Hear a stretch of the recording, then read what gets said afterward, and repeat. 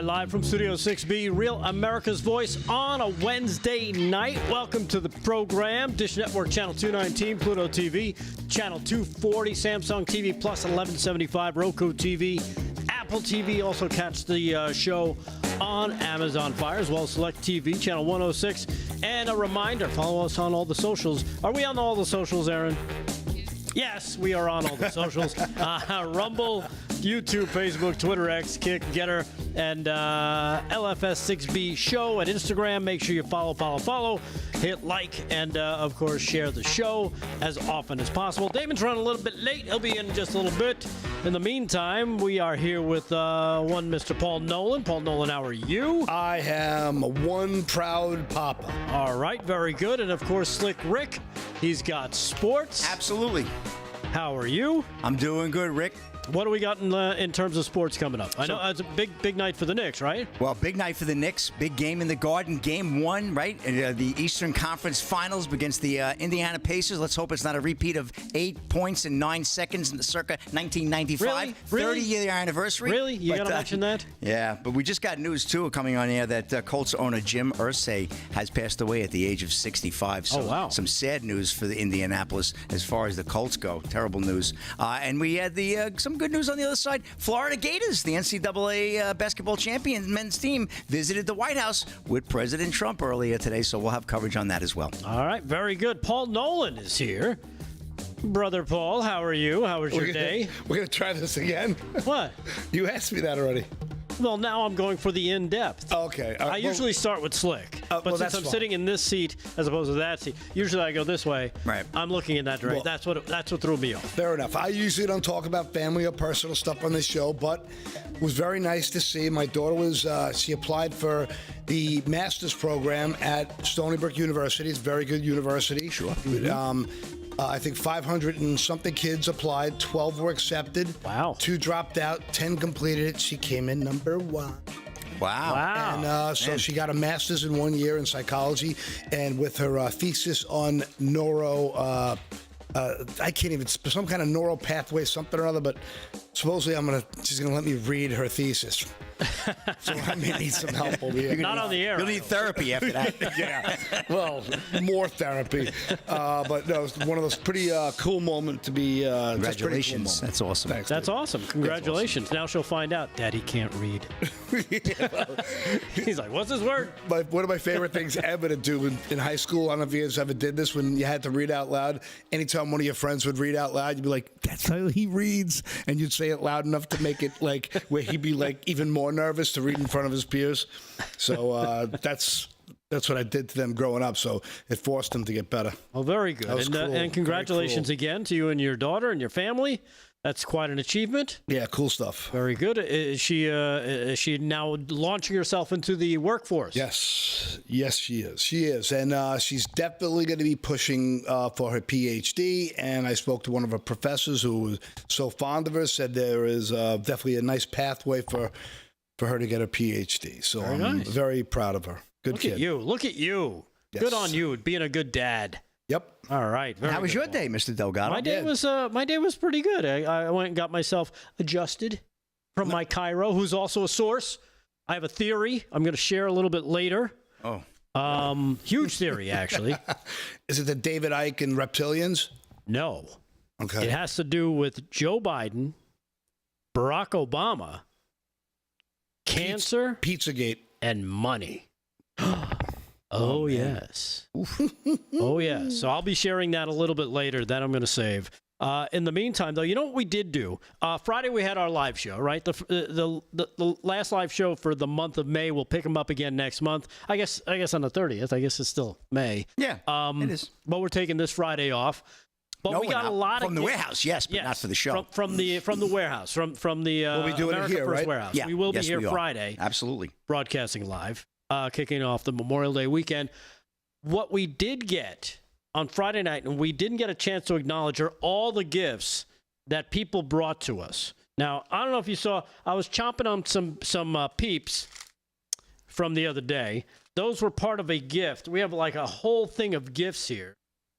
which we failed to mention. So I want to make sure we give this a proper mention before it gets too far along. We got a card here addressed to me, and this is very tough to read.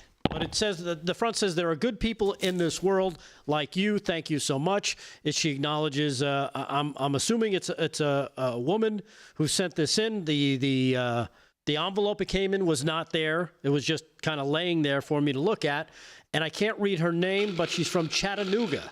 Chattanooga. Wow. And I believe it starts with an S. It was a very nice message. It's a very nice card. I could read most of it, but for some reason, I guess the writing got kind of smudged or something. I can't really read her name, but it says, I only heard the end of your conversation about this and that, and regretting that you wanted peeps, blah, blah, blah, talking about the peeps. So she's the one that supplied us with the peeps that we've been saying. And again, for anybody that brought us stuff, we appreciate it. So nice. Somebody brought us this Crown King license plate. I don't know if it came with a message. Again, it was just kind of somebody unpacked it all and left it on a pile for us to look through. Arizona. Oh, that might be could that be from Ed? It could be. Yeah. All right. And then here's a letter. Damon, Rick, Slick, and the crew. 72-year-old vet. I'm a 72-year-old vet. Thank you. I love the show. I'm sending you a copy of the plaque I've had in my garage for 20 plus years. I think you and the rest of the crew will like it. If possible, could you send you and the crew with the plaque? Thank you. Yeah, I think that's what I'm reading here. This is the second time I've tried to send it to you. I sent one to Mike Lindell and asked him to forward it to you as I could find. I couldn't find a good address for you for some reason. I could never get it forwarded. But I did ask him to, what the hell, try and send the plaque. The state of things in the U.S. is like a broken leg. It's in bad shape. But we need order to fix it and to have the suffering kind of cast aside. There will be good, and we have some ideas for that. Wake up, America. It's from John J.C. Earhart. He's from Illinois. So John J.C. Earhart, we appreciate it. Thank you so much. Must be a Vietnam veteran. Yes. Yeah, wow. He's definitely a vet. And again, we got a lot of cool stuff from people here. I just want to quickly give it a quick show. We got this, when the alligators are up your know what. We got the tiny mountain town of Arizona. That's the perfect destination trip. This coming from William Wallace out of Arizona. William Wallace. Thank you very much. He sent a bunch of stuff for us. Wallace. And exactly. And one last thing here. There were donuts that were left for us as well. Oh, yeah? We finished the donuts. Very quickly that night. But I was smart enough to make sure I took a picture of the box of Tim Horton donuts to the LFSB crew from John A. So I have it on my phone. I want to make sure we give John A shout out for the donuts from last Friday night at the America First Warehouse. So nice. So a lot of great stuff, and again, so many great people coming down. If you guys do get a chance to make it in the future, we're doing more of these shows Friday nights at the America First Warehouse. Yes. We encourage you to come on by. Have some fun with us. We're going to be expanding it. There's going to be more things that we add as time goes along, so it'll be exciting to do that. And let's say hello to our friends on LI News Radio 103.9 tonight, right? That's right. We're broadcasting live because there's no more Islander games, so you've got us now. Don't rub it in. Thank goodness. Wednesday nights, Wednesday, Thursday, Friday nights on LI News Radio. Check it out if you want to listen to us in your car. Why you're not? Driving around and like, you know what? I can't watch TV right now. It's dangerous for me to put on YouTube on my phone. I'm going to listen to my car. You can do it. LI News Radio. So there you have it. Nice. Going around. I know. What a busy day. Busy day. Huge day. Very. So much. Again, Aaron, so much stuff going on. I think the big story, I guess the huge story is the tremendous. This falls into the elephantitis of the testicles file. This is just epic. Yes. That would be President Give us the truncated version. Yeah. President Trump playing a compilation of South African leaders, black South African leaders, basically calling for white genocide to the president of South Africa, to his face, right there in the Oval Office. We have time to play this. Cut number 3. Let's get it kicked off, shall we, Paul? Yeah, Cut number 3. Here is President Trump. Again, he's got this guy, this leader of another country in the White House. How long is the clip you have? Only about a minute and a half. Yeah, because he went on for 5 minutes. He pummeled him with 5 minutes of this stuff. Let him have it. We kind of cut it and cut to the end. Cut 3. Check it out for yourself. Turn the lights down. Turn the lights down, and just put this on. It's right behind you, Johan. Now the president is smiling there. He's like, he's showing me a video. Trump was very diplomatic before he said, "Turn the lights down." He was. From you, from the president, from no one. We don't care. We can do whatever you want to do. Who are you to tell us whether we can occupy land or not? We are going to occupy land. South Africa occupy land. That's who we are. Now what you're hearing Is kill white. is basically other South African leaders, which amounts to, as Paul said, kill Whitey, but genocide of white farmers in South Africa. Wow. Yeah, it was crazy. This has been prevalent in my feed, and it's. Right there. These are burial sites right here. Burial sites. Over 1,000 of white farmers, and those cars are lined up to pay love on a Sunday morning. Each one of those white things you see is a cross, and there's approximately 1,000 of them. They're all white farmers, the family of white farmers. And those cars aren't driving, they're stopped there to pay respects to their family member who was killed. And it's a terrible sight. I've never seen anything like it. Both sides of the road, you have crosses. So again, the President of the United States having the President of South Africa in the White House for a meeting, brings him into the press. The press all comes in. As Paul said, he saw part of this as well. He was very diplomatic with the guy, but he brings him into the Oval Office and just decides, you know what? Let's use this video here showing political activists emphasizing their claims about white Afrikaners, which are, white people facing racial violence by the majority black population. Which is, just to touch on that, because I have a lot on Elon at the Qatar Economic Forum, but he couldn't get his Starlink up and running there because he's white. So there's a lot. This is crazy what's going on there. It's just it's racism, and it's got to stop. Yeah, and it's crazy that the president would do this. But this is what we're dealing with a president who says, you know what, I have 0 letter F's to give, and here's what we're doing, and I want to talk about this. We'll address it. We'll talk more about it after this break. Hang tight.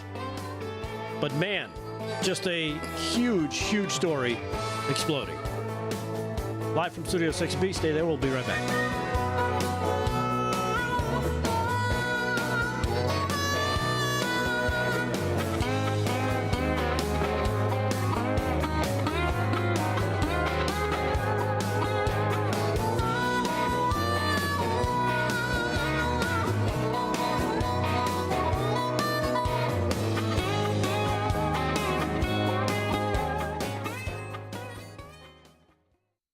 Chat live in the chat. Oh man, it's that's right. Has the Knicks game started? Yes, it has. It's so in the chat we got our over on my chat over here on YouTube. We got Cat Spee, we got Moon Pie, we got BBJ, Gary Quinn. How you doing, Gary? Who else? We got Sarge. We got Ticked Off. We got Lisa Hawkins. How you doing, Lisa? Okay, we got Ankh. I hope I say that right. I butcher stuff like that. It's Jill's. Jill says that guy looked very nervous. It's putting it mildly.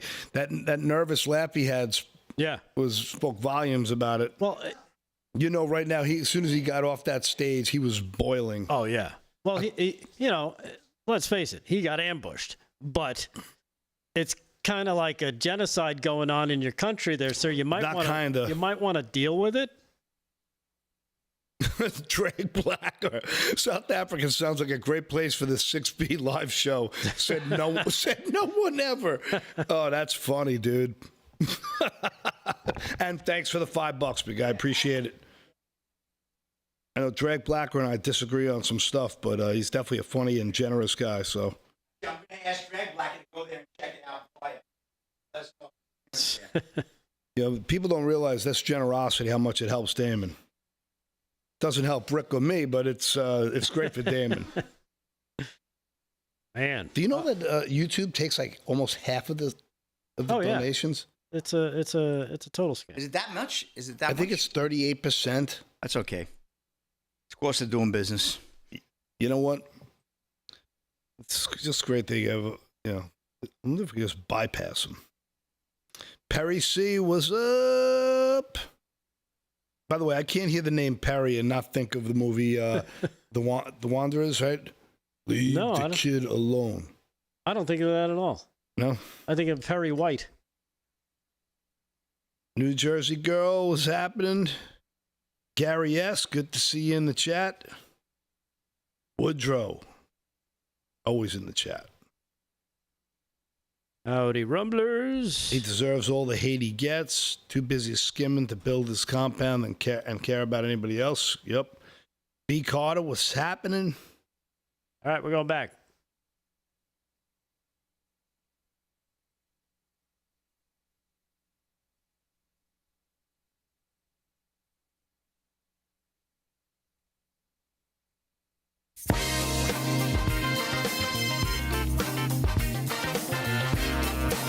All right, live from Studio 6B, Real America's Voice on a Wednesday night. Damon's running late. We'll see him in a little bit. In the meantime, it's Slick Rick and Paul Nolan sitting in, and we'll take the show straight to you and keep things rolling right along. We opened up talking about the just the gargantuan move. You had me nervous. Just the biggest set you've ever seen on a president is being displayed almost on a daily basis at this point, right? Elephantitis. Right.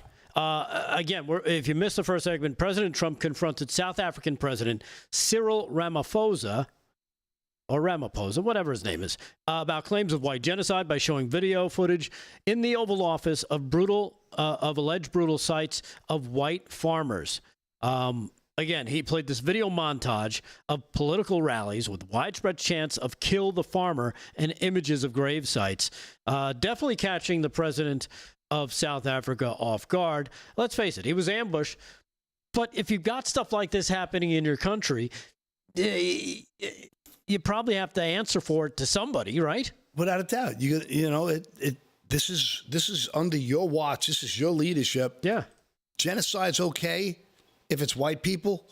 So, you know, we've seen a lot of, unfair and biased laws. You know, we joke around this, not even joke, we're disgusted by this 2 tiers of justice, the oligarchs, and then the plebs. But there's really 3 tiers of justice. You know, the middle-class white guy, you know, if he runs a red light, you know, he's doing 2 years in prison. You know, someone beats the daylights out of grandma on a carjacking and they're let go 2 hours later. Right. You know, we know there's a lot of BS going on. We saw what happened when 59 white farmers were given asylum here. The leftist media went nuts that there were we can't bring more white people here. Right. You know, it's the same stuff. It's nonsense. During the video presentation, Ramaphosa was looking elsewhere for most of it because he didn't want to see it, obviously. With one member of the South African delegation visibly confused and upset. According to the White House, check this out. The idea for the Oval Office movie moment came from, drumroll please, President Donald J. Trump, the former reality TV star turned politician, who is just incredible at turning the screws on somebody. Hey, you're coming to the White House. You want to make a deal, obviously, right? You want something. Well, I think it's fair to say that, we want something too, or the president wants something. Stop killing people. How about that? Yeah. How about stop killing people, you weirdo? Yes. So Trump criticized South Africa for what he claims systemic persecution of minority white African farmers, going so far as to provide some with a chartered flight that Paul mentioned, to Washington and refugee status last week as he seeks to deport illegals, some to these third world countries. You can't really put that in the same, this is coming from the Washington Examiner, but you can't really put that in the same sentence and kind of juxtapose, whatever the word is, against each other, oppose them to each other, because they're completely different things. These people are running for their lives. These illegal immigrants are here illegally. They're criminals, so we're getting rid of criminals. Big difference. There's a huge difference. One is actual asylum. Right. The other is a free ride. Exactly. So big difference there. But again, just an amazing moment and a first in the White House, probably, of seeing the Oval Office. Well, do yourselves a favor. If you want to be entertained, Slick Rick, go to Google Trump ambushes, put Trump ambushes South African president, and you'll see the headlines from leftist media. They're running cover for the guy. Oh, of course they are. Always. They always do. Well, they got to support. They got to support Animals. the killers. Of course they do. That's what's wrong with this country. They always pick the criminals. It's amazing. But that's what liberals are. That's what they do. So they support their own.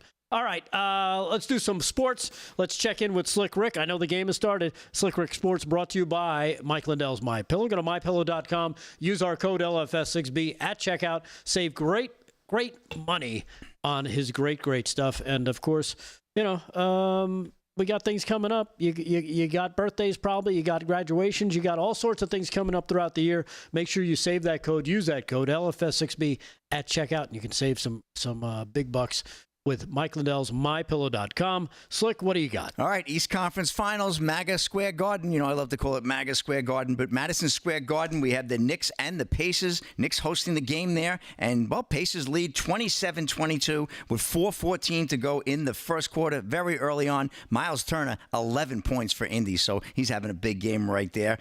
So we'll keep an eye on that, but 27-22, first game. And then another game one, and down in Dallas, American Airlines Arena, the Dallas Stars hosting the Edmonton Oilers. This is the Western Conference Stanley Cup Final, and there's no score. Just underway, literally 13 seconds into the game. That's a great game, definitely appointment television. Baseball scores, a couple of quick ones. Mets up in Boston. I guess they're battling the rain a little bit, but bottom of the fifth, tied at 1. Yankees in the Bronx, taking on the Rangers, also tied at 1, top 5. Bottom 5, no score, Padres and Blue Jays. And the Twins earlier today finished up that delayed game in Minnesota by defeating the Cleveland Guardians 6-5. Pirates down the Reds 3-1. Reds are back to their old ways. Cubs 2-1 over the Marlins. The Rays over the Astros 8-4. Orioles in 11 defeat the Brewers 8-4. Tigers down the Cardinals 5-1. Mariners over the White Sox 6-5. Royals over the Giants 8-4. Guardians down the Twins in the second game 5-1. Phillies, Rockies, Angels, Athletics, Diamondbacks, Dodgers, all coming up 8:40, 10:05, and 10:10 respective first pitches. And some news that broke just before we came on air, literally a half an hour ago. Indianapolis Colts owner Jim Irsay dead at 65. Irsay's father bought the Colts in 1972. Ryan Morick of Fox News. Longtime Indianapolis Colts owner Jim Irsay has died at the age of 65, the team announced Wednesday. Irsay's father purchased the team in 72 when they still played in Baltimore for $12 million and moved the team in 1984. A lot of folks are still sour about that down in Baltimore. We know that story way back when. Irsay was the general manager of the team from 1982 to 1996 and became the NFL's youngest owner at age 37, shortly after his dad's death in 1997. Irsay had several health issues over the years and battled drug and alcohol addiction. Paul, you mentioned that earlier. Yeah. Once admitting he had been to rehab at least 15 times. The Colts announced in January of last year that Irsay was being treated for a severe respiratory illness. That February, this is last February, he reported on X, formerly Twitter, that he was on the mend. It's a long road and you have to be patient. The great news is everything is going well. A hospitalized Irsay said that in March after he underwent a procedure on his right leg. Irsay said at that point he had undergone 26 surgeries over the last 7 years. Apparently, he was not a well man, obviously. In December of 2023, police were called to Jim's home around 4:30 a.m. and found him in bed unresponsive and cold during what authorities called a suspected overdose. But it wasn't an overdose, Irsay said to Fox 59 in Indianapolis. I don't know why when you have your name in the paper in the past, people throw that out there quickly. I don't pay attention to it all that much, but I don't think it's fair. So it doesn't apparently show or say exactly what the cause of death is. I'm sure more will come out in the next few hours, if not next few days. We'll get a release. I know the NFL owners have their big meetings right now going on. In fact, they voted on a tush push earlier today. I'll have that story coming up a little bit later. But he is survived by 3 daughters and 10 grandchildren. He and his ex-wife divorced back in 2013. So, I know he did have some issues. 65 years old to die out of the blue, kind of odd there. Unless there was something going on that wasn't disclosed to the public. Yeah, I don't know. It just proves it doesn't matter how much money you have. It's I don't think any of us are rich here, but I know we're all rich with family and friends, and this is like, you guys like this, you see the decadence, sometimes you just wonder. Yeah. And, a life of drugs, does do a lot to the organs, as people know. We know this, and people can obviously suffer consequences. And, again, purely speculation on the owner of the Colts, but we shall see. Indianapolis is going to be a real buzz between the Knicks and the Indiana Pacers. Yep. We have the Indy 500 on Sunday, and now the passing and likely some type of funeral service for Jim Irsay, the Colts owner. So, wow, just crazy news. And that's a wrap in sports. Back to you, Rick. All right. Thank you, Slick. And again, Slick Rick Sports brought to you by Mike Lindell's MyPillow. Use our code LFS6 at LFS6B at checkout. I almost turned into Steve Bannon for a second. We'll take a quick break. We come back. Paul's got some great Paul's got some great stuff with Elon Musk. We'll get to that and my theory as well. Hang tight.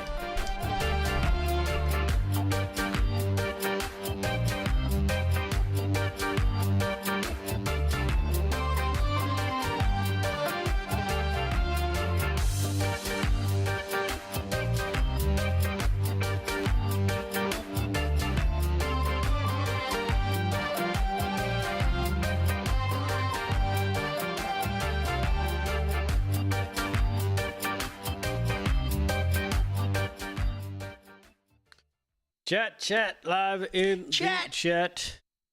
Chat's James Reed said Damon's Flintstone car got another flat tire. Yeah. He chipped a stone. The old stone wheel there. He chipped a toenail. Yep. I had a blowout yesterday. No kidding. It sucked. Are you kidding me? I'm on the phone with a buddy, and he's like, hey, can you do me a favor? You're over in so-and-so Farmingdale. I need you to swing by somewhere. Could you pick up a check for me? Oh, yeah, I got you, buddy. I got a little bit of time right now before my appointment. Make a U-turn, cut through the gas station. I see a bunch of stuff, and I knew it right then and there. I limped in to the first gas station I saw, and I got lucky. It was a Goodyear shop, and, Oh, you ran over the debris, huh? Yeah, I ran over a big nail on my big knobby tires. Oh, that'll do it. $43 patch and an hour and a half out of my day. Did you get the check? Yeah. And I cashed it, and I said, that's too bad. That's the price you pay. It just cost him $4,000. Yep. Wheeling and dealing, Paul Nolan on the road. Did you run into Harry on the highway? Yeah, really. He was hitchhiking. I blew right by him. Paul saw him and he nailed it. More ways than one. So I don't know how many clips you want to do. I got a bunch. For the people in socials, this Elon Musk, if you didn't see the 40-minute interview, it was a disgrace. The woman who was interviewing was in the ultra gotcha mode. She had a pompous English accent, and you could see she was a globalist socialist. And just Elon came back at her with full force. He did pretty good. He did well, and you could see he wasn't expecting to be ambushed. I have, I think, 5 or 6 clips from it. Okay. We could pick them as we go. I don't know if you want to do them all, but I don't know, man. I'm just so tired of this gotcha, goofy BS. Ooh. I believe she's a reporter from Bloomberg. She is Bloomberg. I took the clips from Bloomberg, and she's, the shame of it is she's extremely intelligent, but highly manipulative. And she doesn't have to be that way. I would bet she's a great journalist if she wasn't trying to win points with. Well, she had a narrative. Oh, without a doubt. Don't they all? A narrative. So that was her agenda. That was her game, and that's what she wanted to do. Yeah, it's a shame. It's not necessary. And where was he again? The what? the Qatar Economic Forum, I believe. So it was a Middle Eastern forum. I'm sorry, I don't remember exactly.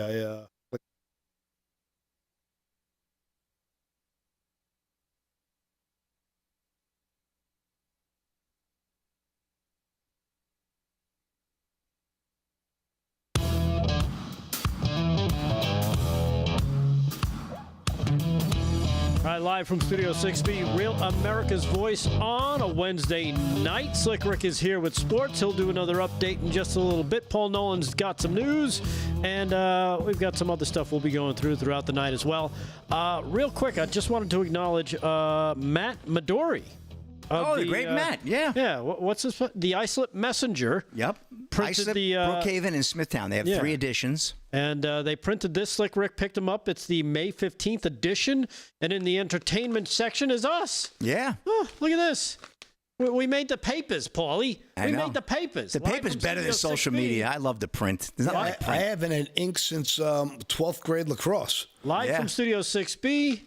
Nice article. First ever live audience. Maybe Big D will post that on social media so our fans could, the viewers can watch it. He'll line that with your birdcage. That's what they. No, I love print. Well, I'm sure the Islip Messenger has a website. We could probably grab a link to it and post it to the socials as well if people want to check it out. Aaron's on it. Everybody's featured in it, which is great. And again, Matt Midori, thank you so much for doing this for us. What a mature young man. Yeah. Oh, he's fantastic. Yeah. He was there the whole night, took a lot of great pictures, got to meet him, got to talk to him for a little bit. Yep. Kind of talk to everybody from the show. We're going to have him on the show, I think. Big D said he would like to have him on the show. Yeah, he's a good kid. Good guy. We can say that. Good kid. Big with the numbers, with polls and things. He's very good with that, so he's going to come on. And you said he was 23? Yeah, young fella. That's what I was told he was 23. Yeah, Might be a little older. He seemed way more mature than 23 because he carried himself like he was in his 30s. Yep. So maybe he won't be on the show after all. He's too mature.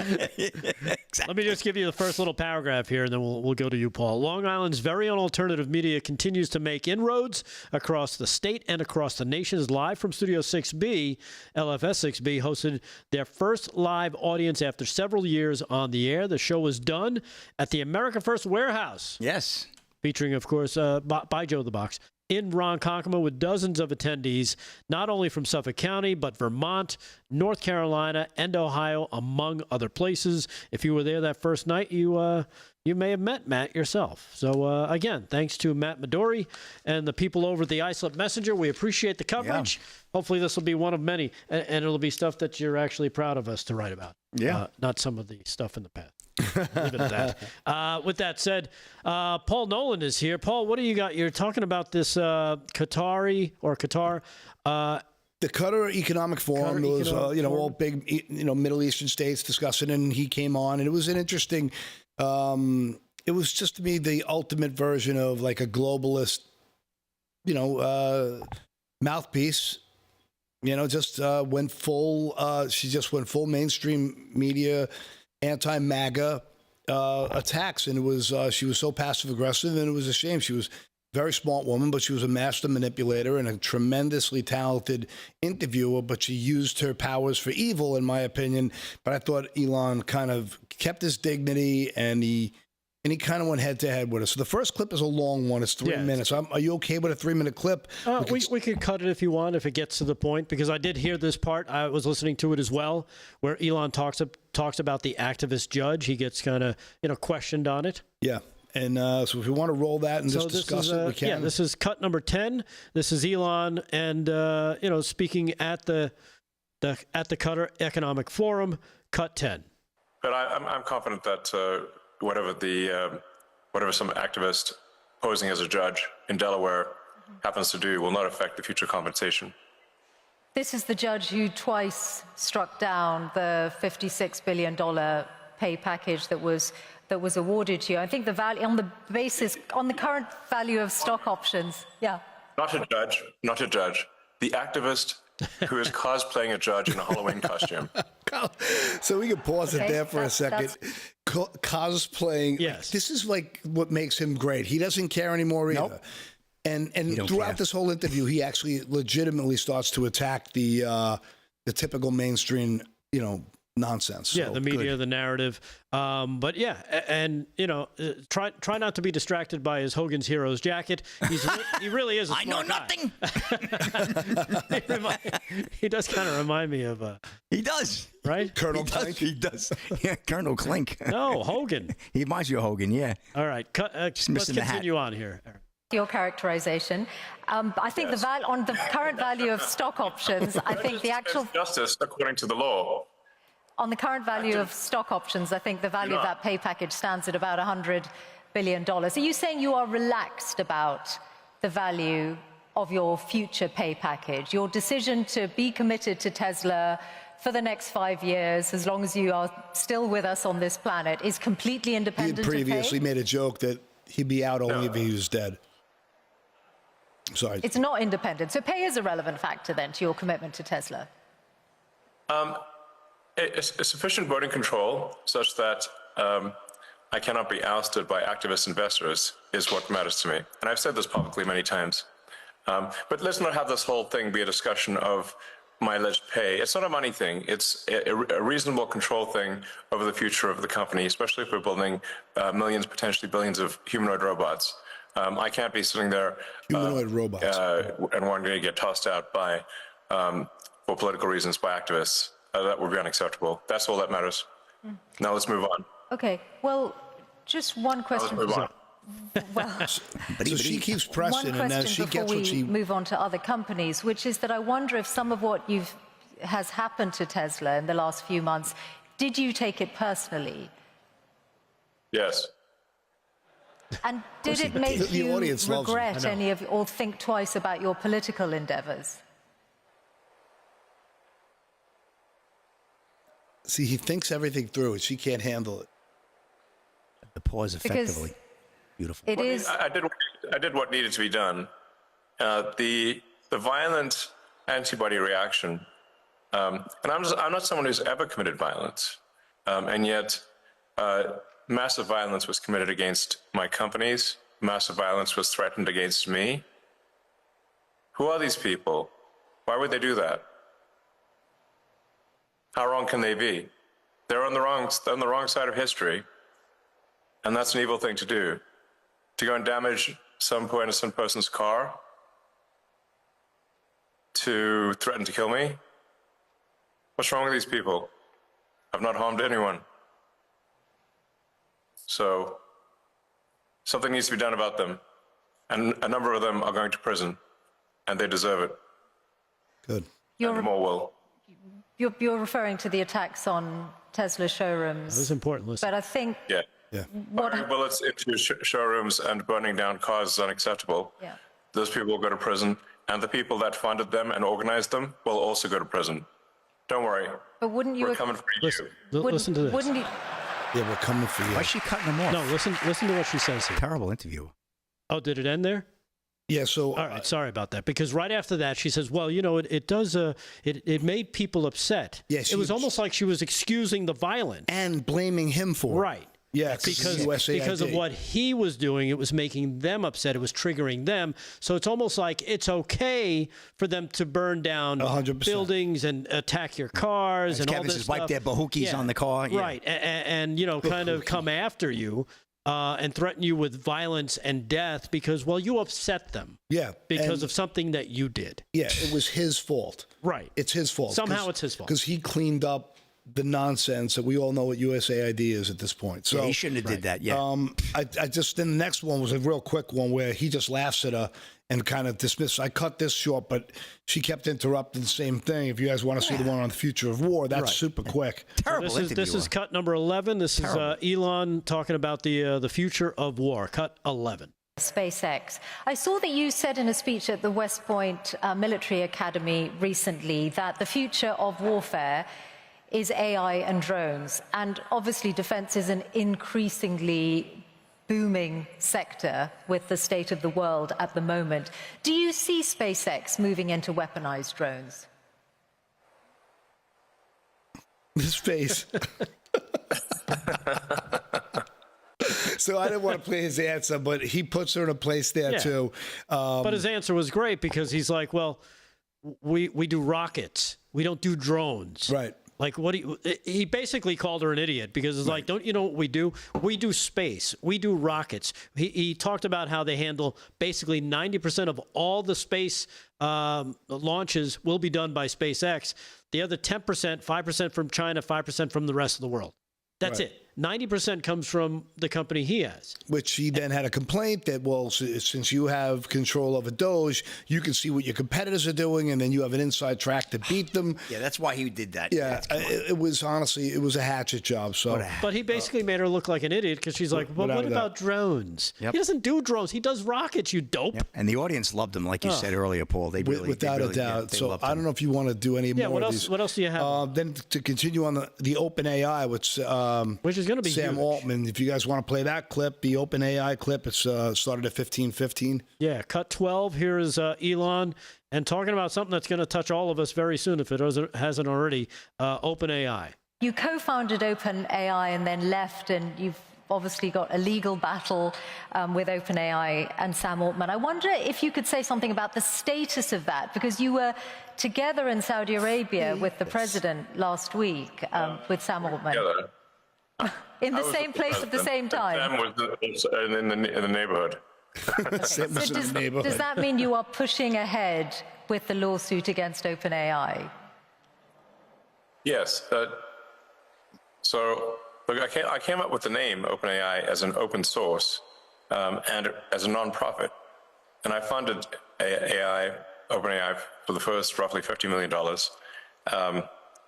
and it was intended to be a nonprofit open source company, and now they're trying to change that for their own financial benefit into a for-profit company that is closed source.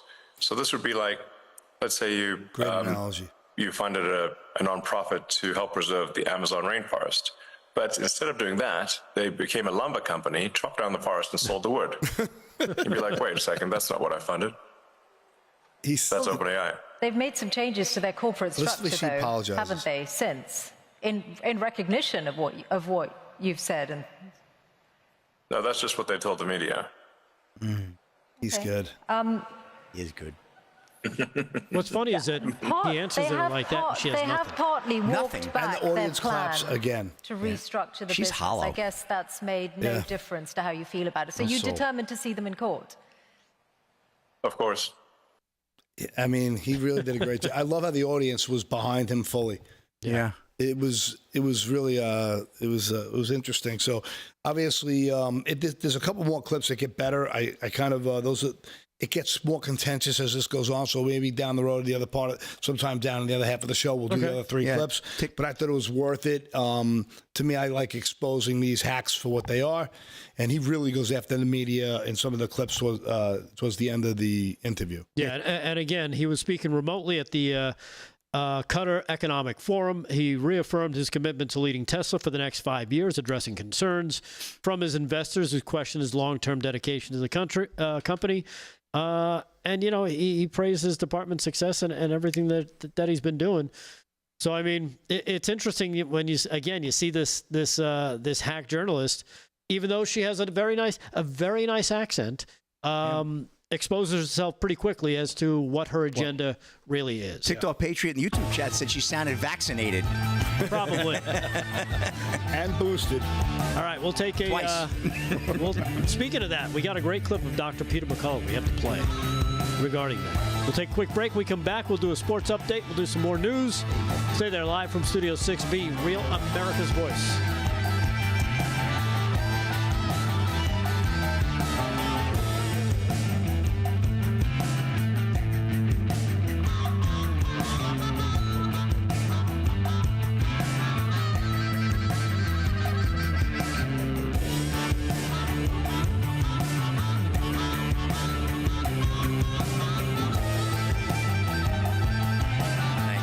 The owner. So anyway, they invited me to go. I'm going with a buddy of mine.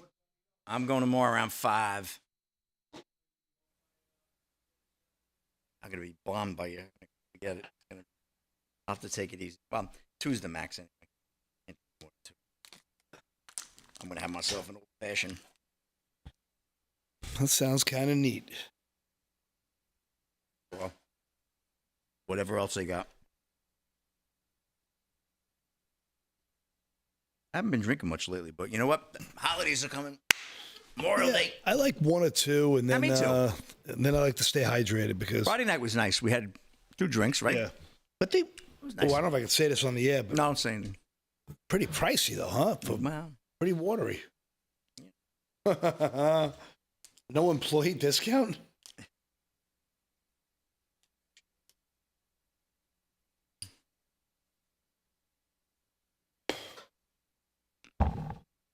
What do we got going in the chat?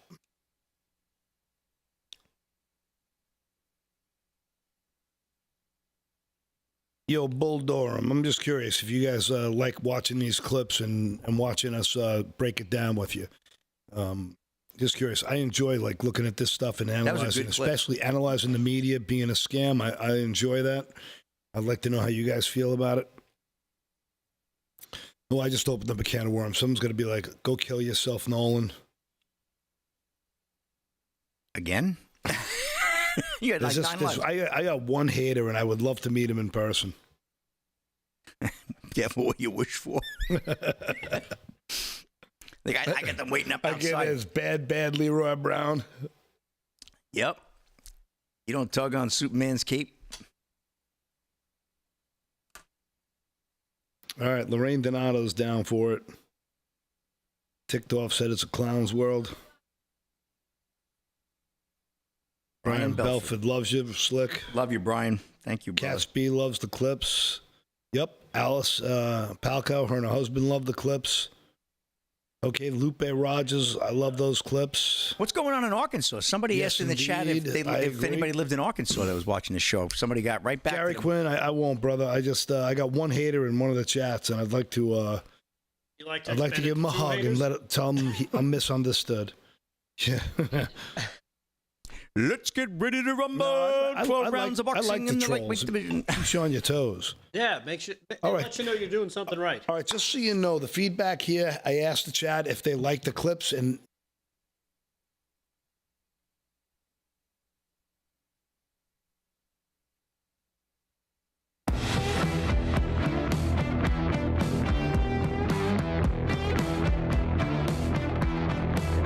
Live from Studio 6B, Real America's Voice on a Wednesday night. Welcoming you to the program. If you're just joining us, welcome aboard. You're missing some good stuff. Shame on you for being late, but we appreciate you coming on anyway. Of course, if you're in the chats, the Rumble, the X, the Twix, the YouTubers, the Facebookers, I'm never on the Facebook chat. No. I guess it's because for some reason it always kind of is difficult for me to find it. And kind of jump on the chat. For some reason, it never shows up on my tabs. You just don't want to face it. It's really odd. It's odd, but I'm on the YouTubes. I'm on the YouTubes. The YouTubes. I'm with the Twixes. Vivian from Michigan, Catherine Trubit, Rancher Dane, Real Prince Doll. All right, we'll save that for when Damon's here. Real Prince Doll did some great stuff. He babified Damon. Oh, really? Yes. It's hilarious, but we can only play it when Damon's here. It was a rant? Yes. Oh, beautiful. It's great stuff. So we appreciate that. Real Prince Doll. Real Prince Doll is so good with it. Yeah, he got me on one last week, I think. Yes. He did you as well. That was good. Very good job. But it got no views and like 1 like. What, yours? Yeah, 10 likes. Mine was. It looked weird too because it had the beard, and all I kept saying was whacked and killed and popped. Look at a baby talking about mob hits. Yes, it was weird. Come on, show Paul some love. He's crying over here. Come on. Too funny. So we Big will baby. play that. Damon Baby is very funny. So if you get to see it, I did retwix for Real Prince Doll. Very funny. Let's do some sports. I got a good one. I'm going to save for that. Slick Rick Sports brought to you by Mike Lindell's MyPillow. Go to mypillow.com. Mypillow.com. Use our code LFS6B at checkout. Slick, take it away. Give me some good news on this Knicks game, please. Well, you have some good news. The Knicks have just gone up by 3, 48-45, 7:58 to go in the first half. And, looking good. Jalen Brunson's heating up now. He has 11 points. Mikal Bridges has 12 points to lead the Knicks. And Miles Turner continues to hold down with 11 as well. So, the Knicks are starting to make a move there, 48-45. I think this game's going to go down a wire. This is probably a 7-game series. It could be. You know what? And I was reminded, it was a 7-game series last year. The Knicks lost. Yes. Game 7. But 4 of their starters were hurt. They were without Julius Randle, who you see now is has a chance to make the finals with Memphis. No, Minnesota. And they were without their center, Mitch Robinson. They were without like more than half of their starters were out, and Brunson was hurt. So this year they're all healthy. Yep. Everybody's healthy, and they got 2 other guys between Bridges and Karl Anthony Towns. This is going to be a different series this year. They have to stay healthy, though. Yeah. That's the key for the Knicks, especially Brunson. Especially Mitchell Robinson. He is such a big key to this Knicks team. It's amazing. When he's on the court, completely different team. Yep. But, all right. Sorry to interrupt you. Down to Dallas we go. American Airlines Arena. Good one already, Paul. I just checked, and Edmonton was up 1-0. What do you know? Boom. Dallas has just scored to tie it at 1. 4:38 to go in the first. Another 7-game series, and that's going to be a bloodbath. I'm with you. Yeah. And two teams with great speed and star power everywhere. Good goaltending. I mean, Connor McDavid's going to be he's going to be the make or break, I think, of the whole could be series. The difference because Skinner came on so strong. You know what? Everyone just turned off their TVs because we were talking hockey. So let's. We got a lot of. I get excited about it. You know what? Hockey playoffs are probably the best playoff. Oh, no doubt. I think so Every too. game is so insane. No doubt.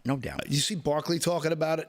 He loves it. Oh my God, he's a big fan. You kidding me? He sets his alarm clock to that. He talks about it. It's like the heart and soul of every one of these guys. You never hear one of these guys bitching and moaning about playing time, about who makes what. These guys just go out there and all they care about is team first and give everything they got on every shift. If you're not a hockey fan, our friends at LF6B Army, please give it some of these playoff games a shot. When we're off. I think Barkley's got a future commentating job in hockey. He loves it so much. He's got such a passion for the game. He's good for the game. Unbelievable. And, President was in action today, too. You know, the president, he loves sports. He actually resurrected my career, the president, with this side of the fence because everybody hated sports. The president came in, and you know what? He loves sports. You know that. And Trump hosted the NCAA champion Florida Gators basketball team at the White House earlier today. I actually caught that live. I watched it. I was a star. I was telling my wife, this guy is unbelievable how he treats. He really cares about each player. He's doing the stats, which, of course, it's all written down for him, naturally. I mean, even I have to have stuff written down. But he really took the time. Wait a minute. Oh, he looks like a good player. Imagine if he said he wasn't a good player. I mean, he was just a riot. But this is Nick Gilbertson covering it from Breitbart Sports. Washington President Donald Trump hosted the Florida Gators men's basketball team at the White House on Wednesday following their championship in the National Collegiate Athletic Association NCAA tournament last month. Slick Rick had them. I picked them. The Gators bested the Houston Cougars in the NCAA Finals 65-53, emerging as the champions from the 64-team tournament, known to basketball enthusiasts as the Big Dance. Trump said he was delighted to welcome the team to the White House during the celebration in the East Room. Congratulations also to a totally great young head coach, Todd Golden, on the entire job he did this season, the inspiration that he gave these players, Trump said. The president shared moments with several players who had key contributions in both the SEC tournament. They won the conference championship and in the national championship game with Houston. One such moment came with Gators guard Elijah Martin, who helped seal victory for his team with 2 critical free throws in crunch time of the national championship game. He says, "Were you nervous?" I always say, here's a guy, he's got to sink it's not that easy, Trump said. I can name a couple of very big players that didn't do too well in that circumstance, Trump gestured. No, Martin responded matter-of-factly with a smile. That's pretty good, Trump replied. Oh, if you don't sink them, you wouldn't be up here right now, and nobody would ever call you again, he added, drawing a laugh from the guard and the room. At the end of the ceremony, Golden presented Trump with a custom number 47 Gators basketball jersey and a basketball autograph by the team. In his remarks, the coach emphasized that the team is a mediocrity and equated it to Trump's vision of America. Mr. President, I like to think of our program similarly to you, how you think of the United States. We are a mediocrity. We know we work really, really hard. No matter what you look like or where you come from, if you put the team first and win, we're going to play you. And we have a program full of that. Guys that have great attitudes, great work ethics, most importantly, want to be at the University of Florida. That was all a quote that was said by the coach. But that was great stuff. So President Trump, we're in the East Room welcoming the national champions this year, the Florida Gators. And I had them in Houston in the final there. And I had them as well. I think I had them winning everything. I just didn't do as well in my final because I had I picked on the stupid teams that let me down. I finished without much fanfare, but I finished in the top 15, which was okay. But, if I'm not in the top 3, come on, dude. he's like, pretty come good. on. What do we have, 500? That's pretty good for you, considering you hit 19% in the NFL this year. Yeah, I had a bad year in the NFL I'm only this year. kidding. I was thinking about that earlier today. I got to step up my game this year. I tell you, I got to call my bookie. Anyway. I want Erin's mic on. Her laugh is world class. Oh, world class. She is so cute. One of the best ever. No question about it. What a cute kid. And that's a wrap in sports, Rick. I'm going to leave you hanging there with 2 minutes to go, but that's a wrap in sports. All right. Well, thank you, Slick. And again, Slick Rick Sports brought to you by Mike Lindell's MyPillow. Go to MyPillow.com. Use our code at checkout. What do you got, Paul? I was just curious. You guys are both really good at basketball. No. You guys definitely know the game. Yeah, I know the game. Yeah. Should the Knicks win this series, and should they win it in 6, maybe 7, or is this going to be a full-blown battle as hard as that Celtics series was? I'm thinking 6 at best. I'm saying they should win. Professional people are calling it a 5-game. They think Knicks in 5. What about? I don't see it that way. I see it as a tougher. Knicks never series. make it that easy. Yeah, the Knicks don't make it that easy. But they have no chance against whoever comes out of the West. Is that what I'm understanding? That's what Damon says. You got to play it to win it, but I got to tell you, I watched As OKC. a betting man, you would not bet the Knicks. OKC mopped the floor with Minnesota last night. They blew them out. And that game was over by mid-third. Right? Minnesota's a good team. Randall, they got some good. And they mopped the floor with them. They got mopped the floor. They started out good, Minneapolis, and then you know what though? Boom. There were some weird fouls being called in that first half. Sometimes amazing. I'm like the Barkley is to hockey. I am to basketball. I can't understand what's a foul and what isn't. What's a walk and what isn't. None of us can understand that, Paul. Yeah. I'll be honest with you. I don't know what's a walk anymore. So depends on the ref's mood. Yeah, some of the officiating last night in that game was very, very suspect. That's all I'll say. I know the players were saying it. I know the coaches were saying. People were all over social media saying it during the game. We don't want to get fined. So, I don't know. Who knows? All right, that's hour number 1 in the books already. We got hour number 2 coming up.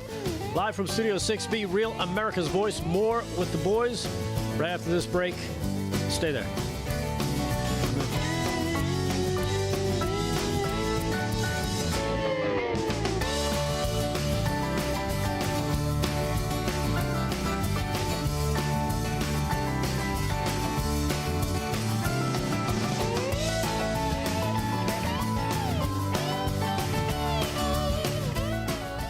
Hey, Paul, have a slice of that crumb cake.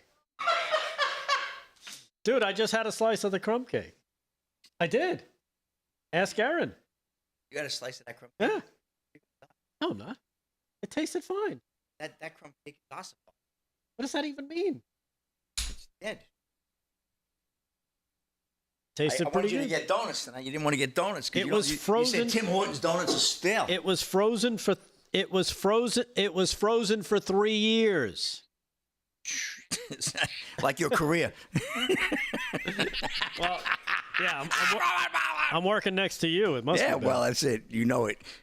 Krusty the Krab there. Not sure I want to eat the Captain America of pastries right now. What did he say?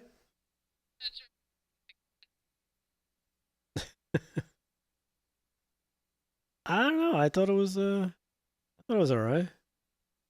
Is that bad? Should I not be eating 3-year-old crumb cake?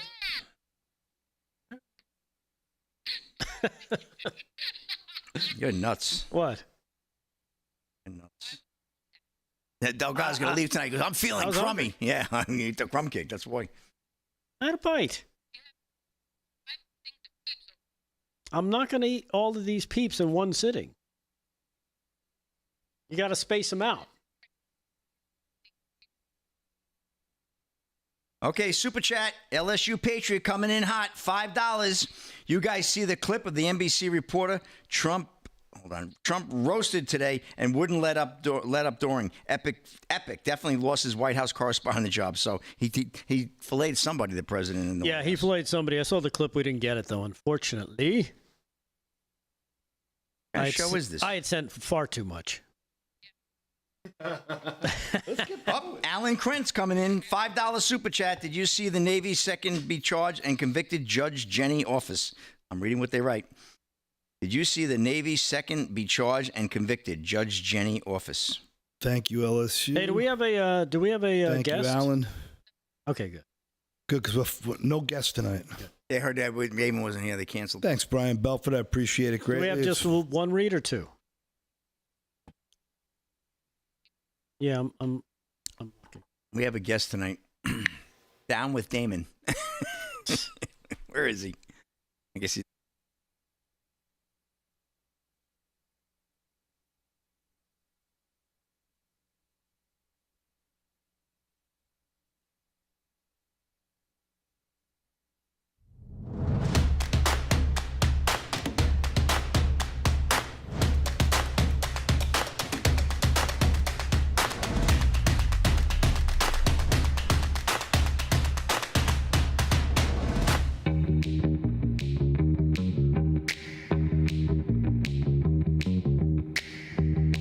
Live from Studio 6B, Real America's Voice on a Wednesday night. Dish Network Channel 219, Pluto TV Channel 240, Samsung TV Plus 1175. You can also watch the show on the Roku channel, on Roku TV, Apple TV, Amazon Fire, and Select TV 106. Also, jump into the chats. The Rumblers over on Rumble, the Twixers over on X, and of course the YouTubers over on YouTube. And Facebook as well. You can join us in all those chats. Say hello to everybody. Great communities of people. The Getter chat as well. Still blasting away with over 10,000, I believe, 12,000 per night over in the Getter chat. So always doing a great job over there. Yes. And remember, like and share. Slick Rick has got sports. Paul Nolan has got news. You can also listen to the show live on LI News Radio. So check it out for yourself. What was I going to say? I don't know. Oh, you know what we were gonna. Remember, I have that theory. Yeah. What do you got? I cannot share that theory tonight.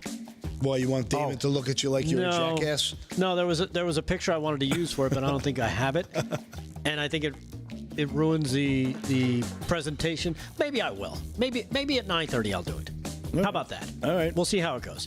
In the meantime, we do have news and stuff coming up. We'll do another sports report, get an update on the playoff games that are upon us this evening as well. But there's one thing I wanted to share with you guys, and it's something that was going on today in D.C. And it has to do with Dr. Peter McCullough. It has to do with the vaccine, really. I mean, to be blunt about it. Dr. Peter McCullough was testifying. He was testifying today. I'm going to find it for you right now. I had it here in a second, and I lost it on my damn thing. But he was at a hearing and got an ovation for testifying at this hearing. Wow. Which is kind of an amazing thing when you stop and think about it. Damned if I can find it. Yeah, I think it was cut 5, but I just wanted to make sure I prefaced it correctly because it has a certain name to it, this thing. It's called and let me make sure I have it in front of me correctly. The United States Senate Committee hearing the corruption of science and federal health agencies, how health officials downplayed and hid myocarditis and other COVID-19 vaccine-associated adverse events. This was a live hearing that they did this afternoon, hosted by Senator Ron Johnson and other senators up on the Hill. And the main speaker was the only friend of the show, Dr. Peter McCullough. And listen to what he says here. And he really just kind of blasts away at not only the government and the science industry at large, but also the media, because they were all complicit together between the media, the Dr. Fauci's and the Francis Collins of the world, the what do you call it? The world whatever the medical World Health Organization. I keep getting that one mixed up with the WEF. I wish the audience could hear you, Aaron. But it's amazing that all of these work in the coordination and lied to us and lied to the world, basically. And now that over time, they always say it takes time for the truth to come out, unfortunately. But I'm glad it finally does. And here is one of the guys who's been telling the truth on this since day one, coming out and doing it under oath in front of the world for them to see. It's Dr. Peter McCullough. This is Cut 5. Check it out for yourself. When someone signs consent for a vaccine, Senator Blumenthal, does the consent form say it's going to save their lives? Of course it doesn't. It's not on the FAQ. There's never been a prospective, randomized, double-blind, placebo-controlled trial ever showing that COVID-19 vaccines reduce mortality or hospitalization. There's not even a valid non-randomized study. Thankfully, COVID mortality went down for 3 reasons. Because we all got the infection, vaccinated and unvaccinated, so we developed population natural immunity. We developed early treatment. Credit to Operation Warp Speed. We used all the Operation Warp Speed tools, additional drugs. We treated patients with multi-drug protocols at home so they don't go to the ER. So Governor Green never saw the patients we treated because they were successfully treated at home. And the third reason is the virus mutated to a much milder form. Those things happen concurrently with rollout of the vaccine. The vaccine cannot be falsely credited with saving millions of lives. We can't allow false drug advertising to be put up on a poster behind one of our public servants. We cannot accept that. So let me quick. Excellent. Yeah. Oh, very Just nails it. And really, let's face it, he was responding to something Tricky Dick Blumenthal, the senator out of Connecticut, had said. And he rightly puts him in his place because that's what we saw. We saw all these unsubstantiated claims being made by the media, being made by the Faucis of the world, being made by all these doctors and these these deep state media people who are on TV saying, "Oh, you have to take if you take the vaccine, the virus ends with you and you can't spread it." I think it was Herman Munster on MSNBC who said that. We saw this constantly, and everybody who had just a rational question, like, wait, that's not how we treat viruses. We've never treated them that way. You were always shut down and slapped down and ostracized and canceled if they could. Yeah, without a doubt. And it was the first time we saw, and the first time in human history where the weak and the morally superior got to dominate the strong and the fearless. It was upside down world, and every time you turned on the TV, if you had one question about the absolute absurd, arbitrary rules of engagement in society, you were chastised. Yeah. If you questioned any drug that came out at warp speed, you were chastised. It was almost as if every single news anchor was on commission for the amount of COVID drug sales they made. You would honestly think they all got like 2.7% of all Pfizer's sales during that time. The way they took it so personally, if you didn't take their experimental drug, it was bizarro world, and I still am not thrilled about any of it because I still feel like that was a test run. They got the data. They got the books. They know the people like us who were like, we ain't listening to your crap. We ain't doing your BS. I'm not wearing your mask like a jackass just because you're scared. And we were all ostracized. And the more you stood up, the more like people you hung around with and the gaggles of people who were like in lockstep with you saying this is BS, the more people will look at you like you were the problem. Right. And it was, and now in retrospect, these people still won't admit they were dead wrong, they were duped, and they're dumb. Right. And you know what's also scary about it is how many of us know people in the medical field, right? I'm sure, Slick, probably a few from your background in pharmaceuticals. I know a bunch of nurses. And there's medical people in my family, and they all hawked the same line, and it was stunning because what did we learn? What did we learn many moons ago when it comes to doctors? Oh, what do? You always get a second opinion. You weren't allowed to do that during this time. You were banned from getting a second or a third opinion. Meanwhile, that was the norm. Anything to treat a virus, eat better, get more rest, get sunlight. Right. Get sunlight. No, don't leave your house. Right. Not allowed to leave your house. All the things that you normally did to fight an infection, fight a virus, they said don't do. And they even upped it by saying, ostracize yourself, keep yourself inside so you're not exposed to anything. So your body can't, adapt and learn and fight more infections as it goes along, because that's what we do. That's what the body's made for. And it didn't even matter how much of an expert like a Dr. Malone, how much they came on and said, this is what this is. Or who was the guy upstate? Damon went to college with the Russian Jewish guy. Oh, yes, yeah. Fantastic guy. He had, 11,000? Zelensky, right? No, not Zelensky. Yeah, but it's something like that, yeah. He had 1,100 cases. He had only 2 deaths and sent all his data to Hofstra's medical school. And it was clearly evident that ivermectin and hydroxychloroquine did a phenomenal job, but that was dismissed, and he was considered a quack. Right. So, I don't know. I'm just, all I know is that the next time it happens, it's going to be a lot different. People won't put up with it, and I just don't know how it's going to go down, to be honest with you. And again, it's amazing because, you look at the story behind Joe Biden.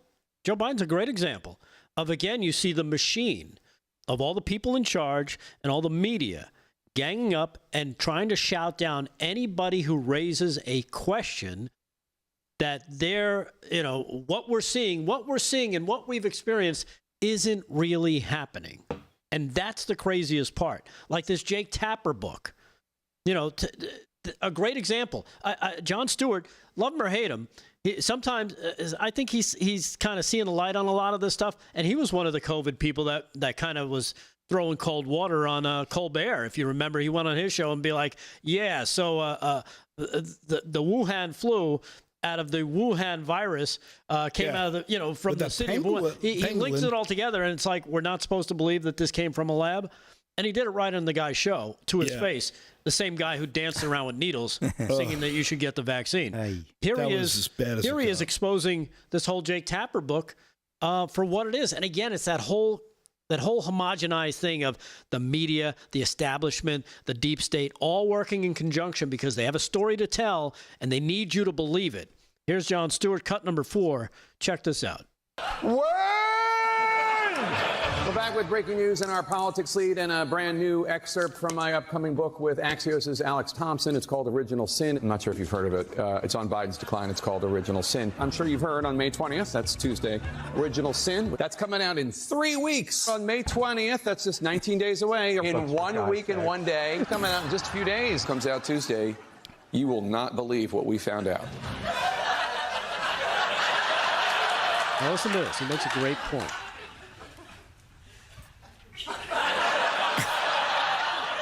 I don't want to laugh.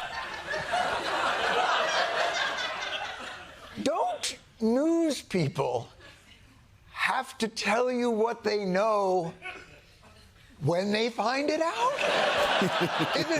Isn't that the difference between news and a secret? Boom. That is the point right there.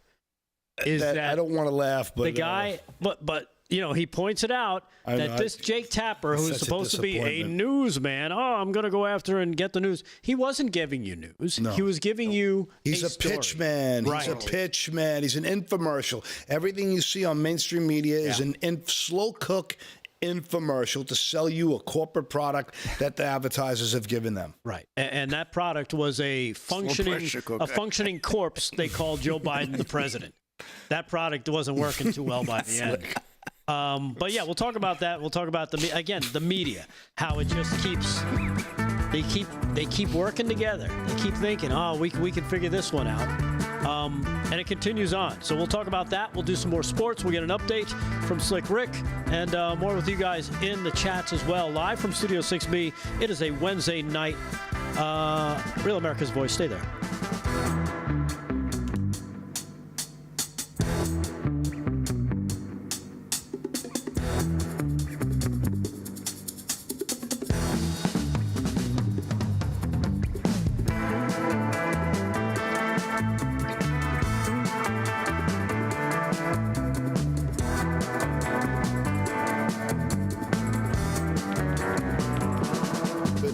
is Jon Stewart is such a disappointment because he did a lot for the first responders. Yep. After 9/11, I mean, he was a phenomenal asset to all those first responders who suffered and slow deaths and families that are around it. But he knows better, and he's full of it, and he's just trying to placate to his audience, and it's disgusting. And he's a real disappointment.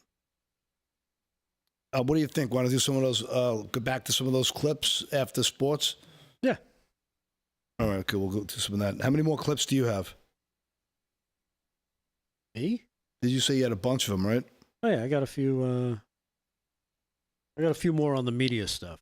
All right, good. We'll attack the media the rest of the night. I have there's a story about the Golden Dome. Have you heard of this? Yep. Yeah, I heard about that yesterday. I got that. I don't know if you guys have a story about Mario Cuomo. They're going to be pressing charges against him, and Comey is on his propaganda media lie fest. Yeah, we tour. did that last night. You did do it last night? Yeah. On Colbert again? Not on Colbert. Oh, well, he's on Colbert. MSNBC. Double downing his clips? lies. And his script, his pitch, seems to be getting more polished. All right, chat live in the chats. What happened, Aaron? What now? Chat? Oh, yeah? How much? Did they? $1 grand? Let me check. $1. Oh, boy. All right. Uh-oh. Oh, this is Kicking Snow. He sent them in before. Damon must have gotten stuck in Buttermilk's booth for $1. Rumble ramp. You know what? Buttermilk's is a really good place. Man, oh, man. Which is better, Maureen's Kitchen or Buttermilk's? I haven't been to Maureen's Kitchen, so I thought Maureen's too. No, yeah. I'll have to get to Maureen's Kitchen. Is Toast the one in Huntington? Toast is okay. Toast is good. What do you work for them? No, I had a BLT with avocado mayo on it. That was a good sandwich on a whole grain bread. Come on. Whole grain bread. Come on, man. Oh, shut up. Have some chicken and waffles. Be a man. Oh, look Les Durham came with the cash. What do you got? Come on, Slick. It'll put. Delgado, be a man. Oh, you got to read, Rick. Chicken and waffles. It'll Rick, put hair on the. On Rick, the Rick's not listening. There's I'm no listening. getting through to him. I know.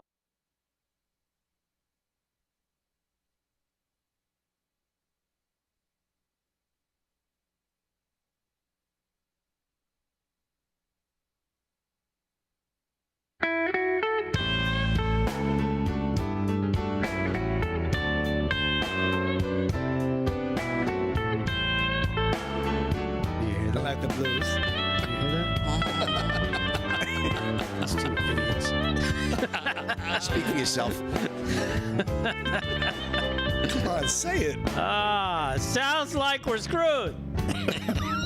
Well, you could be, because tax day may have passed and maybe you forgot to file. But for millions of Americans, the real trouble is just beginning. If you missed the April 15th deadline or you still owe back taxes, the IRS is ramping up enforcement.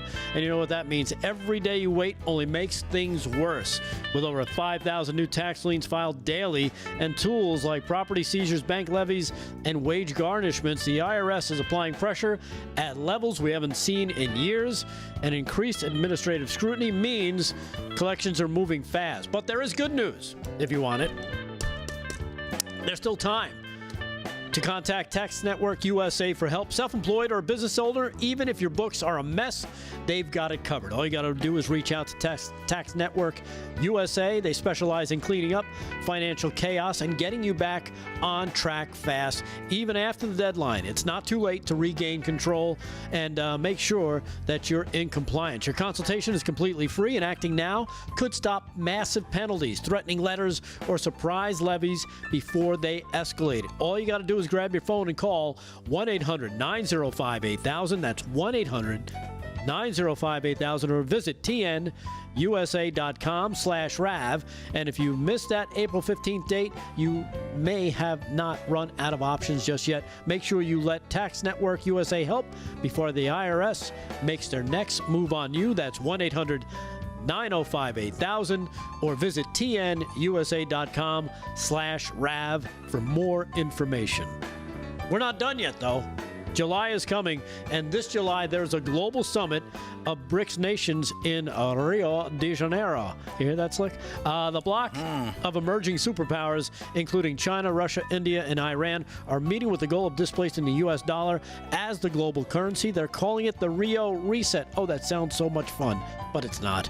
As BRICS nations push forward with their plans, global demand for U.S. dollars will decrease, bringing down the value of the dollars in your savings.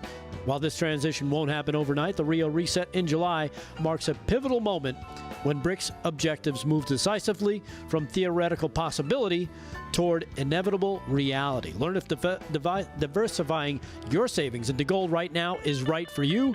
And the people to reach out to are Birch Gold Group. They can help you move your hard-earned savings into a tax-sheltered IRA in precious metals.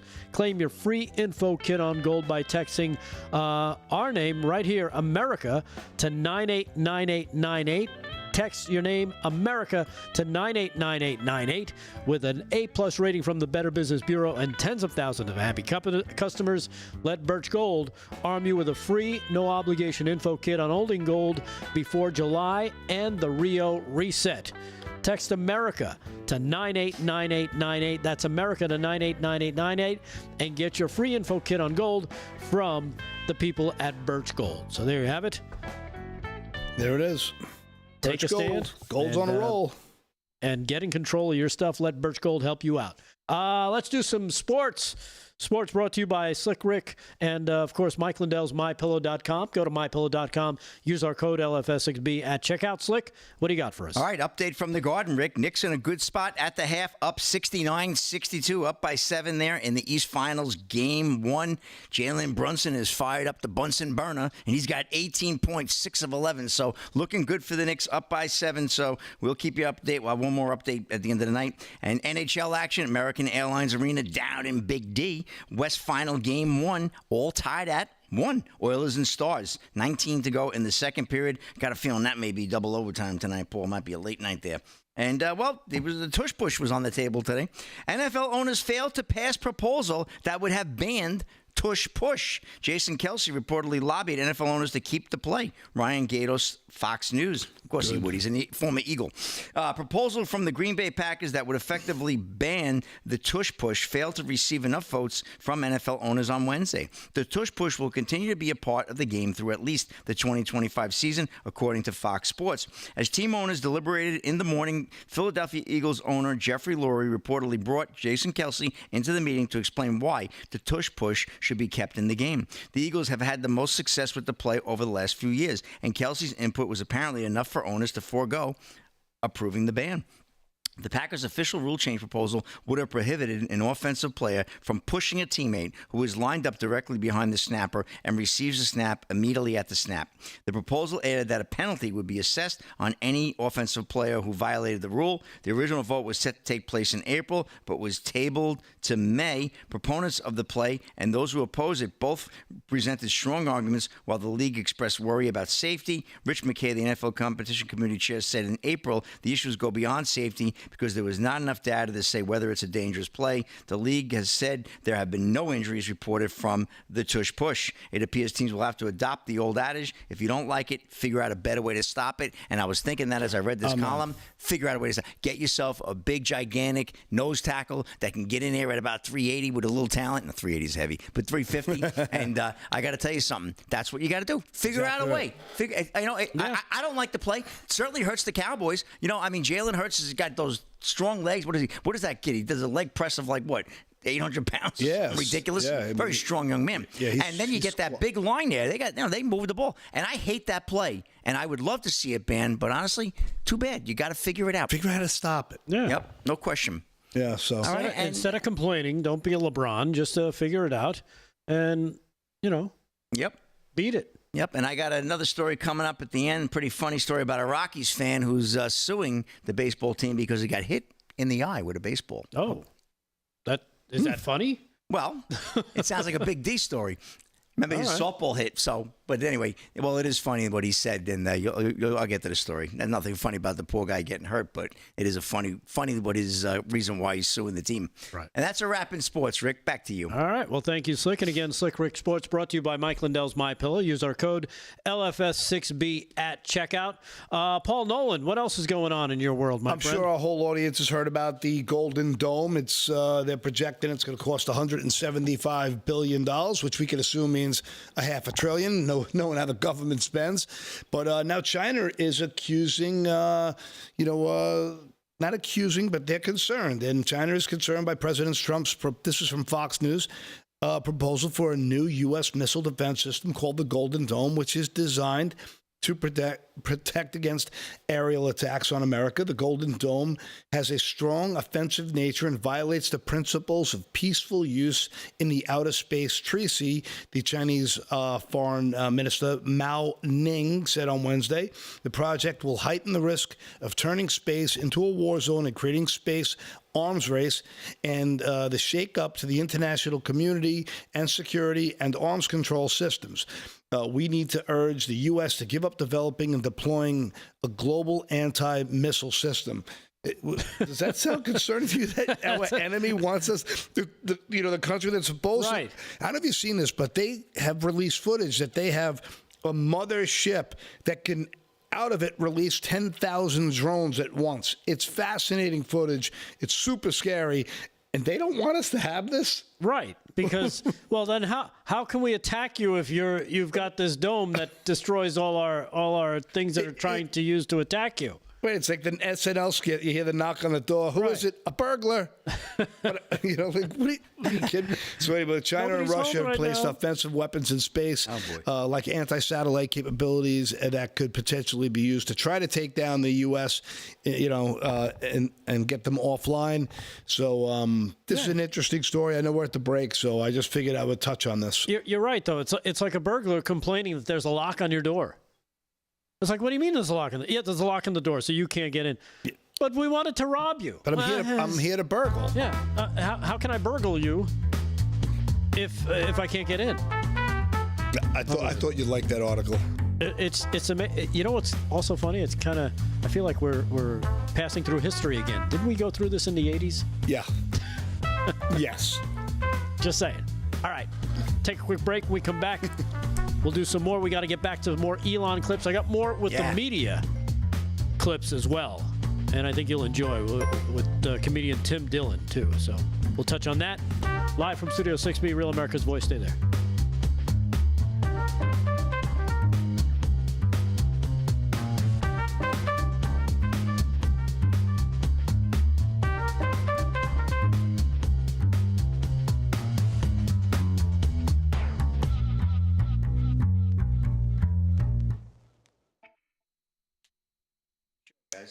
This is fun. Good job. Yeah, really. You're getting a lot of love in the chat, running the show. Good job, kid. Yeah, we're just holding down the fort, man. Damon got held up. He wasn't able to come back. Definitely enjoying the dialogue. Well, I think you'll enjoy the dialogue. I want to do this media stuff before we jump back to Elon, if you don't mind. Well, and that's fine. I only have I have 3 clips, and they're all under a minute. Okay, cool. And hey, Aaron, they're all good. Those Tim Dillon clips, I'm assuming 7A and 7B. Thank you. So I like Tim Dillon, and I heard that CNN kind of did some selective editing. They tried. So I don't know if you've seen a guy named Avi Yemeni when he got nailed. Like he nailed a guy named Jim Jeffries, a comedian who was a complete lunatic lefty. He set up a hidden camera, and he knew that he was going to edit because he does it to everyone. Avi Yemeni is like a bull beast little Israeli dude. He has a great podcast, and he's got stones. He showed the questions and how he would cut. Like, for example, he asked the question, if A equals, plus B equals C, and then they showed a different answer to a different question. And he showed the timeline, how the guy, and he essentially ruined this guy, Jim Jeffries' career. Really? It was great. His podcast started just tanking after that.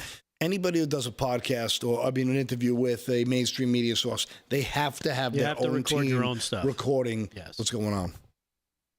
And when I ran that Trump rally during COVID, News 12 came, and I had the Real America's Voice unit on my phone.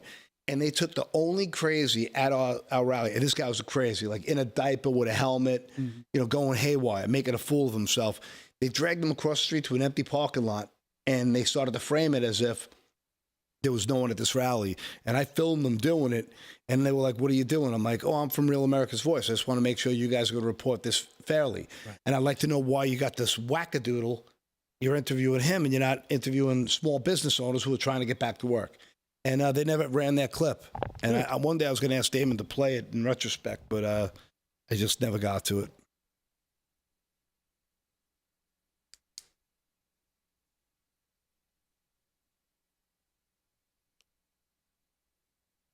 What do we got? 20 seconds, Slick?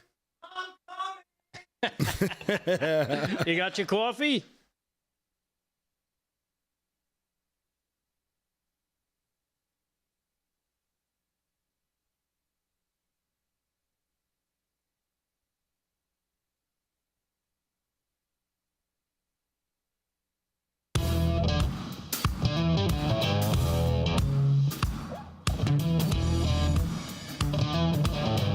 Live from Studio 6B, Real America's Voice on a Wednesday night. Paul Nolan is here, of course, helping out, giving us some interesting stuff. We got some Elon clips we'll be getting back to him with in just a little bit. Slick Rick has got sports, keeping us updated on all the playoffs, on how things are breaking down across the NHL and the NBA, as well as baseball. But I want to continue on. We were talking about, remember in the first segment, we were talking about the Peter McCullough clip, right? Where, he's talking about there were never randomized trials, there were never this, never, and basically pointing out that none of the stuff that they were telling us, that the government was telling us, that the doctors were telling us, that the media kept telling us was ever true about the vaccine. And it kind of led me down this road of all this other stuff that, when we're looking at it, we look at the Joe Biden story, where he was basically a shell of a human for the last few years of his presidency because of his diminished capacity. But they kept telling us what you're seeing and what you're hearing and everything that you know is true is not true. Don't believe it. Believe what we tell you. Yeah. I mean, right? So Biden was a shell of a human because of his sickness of the last 4 years, and he was the shell of a human before that because he was soulless. Right. So But, here's another example of, again, over time, the truth does come out, and I'm glad it is coming out, and there are so many people, I want to say on our side, because, it's the right side. This is the side of the truth that are helping to expose this. One of them is Megyn Kelly, who last night we played a clip of her destroying Jake Tapper, but she wasn't done. There was so much more of destroying Jake Tapper that I have another clip. It's cut number 9. Here she is killing him on missing the biggest story of probably his entire news career.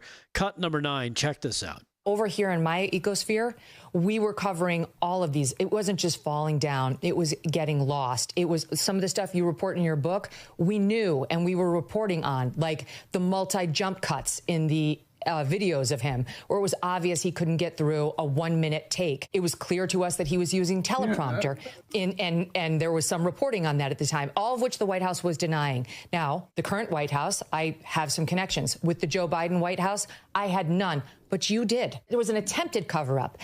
It could only ever work if you allowed it, if the press allowed it. Some of us tried not to, and some of us were complicit. The Biden White House did not like me.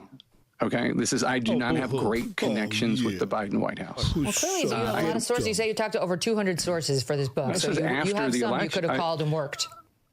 No, that's the point, is that they were not being honest. Good for her. Well, how did the Wall Street Journal get it in June of 2024? And Jake Tapper and CNN couldn't find sources for this story then before he dropped out? Annie Linsky and Siobhan Hughes did an amazing job in their reporting. And they should be heralded, and I heralded them. I had them on my show right after the debate to talk about their great reporting.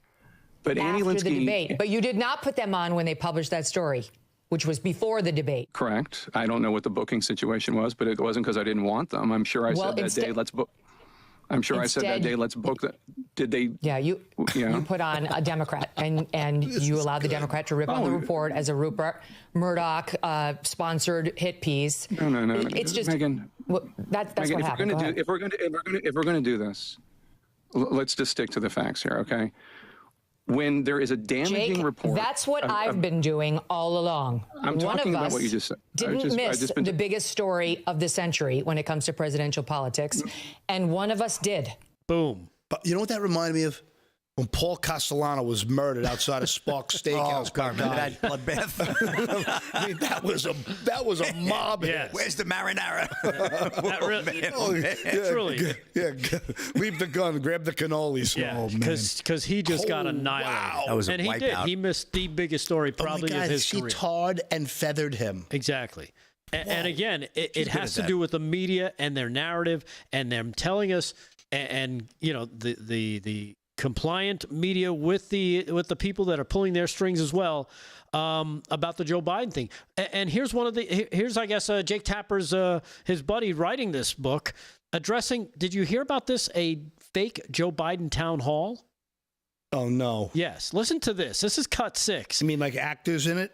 No, but supporters. Like Okay, it was definitely like, choreographed. Gotcha. Good.